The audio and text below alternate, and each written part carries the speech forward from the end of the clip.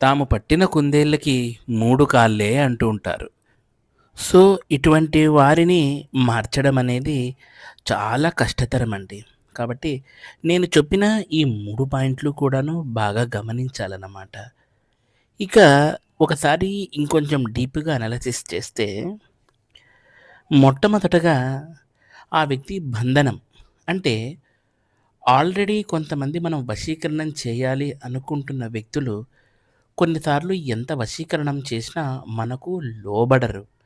అలాంటప్పుడు అక్కడ బంధన క్రియ ఏదన్నా ప్రీవియస్‌గా జరిగిందా అనేది గుర్తు చేసుకోవాలి. ఇక రెండవ దాంట్లో మనకు జాతకరీత్యా ఏ ఏ గ్రహాలు నడుస్తున్నాయి అనే విషయం ముఖ్యంగా తెలుసుకోవాలి. ఎందుకంటే కొన్ని కొన్ని గ్రహస్థితుల యొక్క దశలు నడిచినప్పుడు మీరు ఎంత గింజుకున్నా కూడా వశీకరణం అనేది కారు.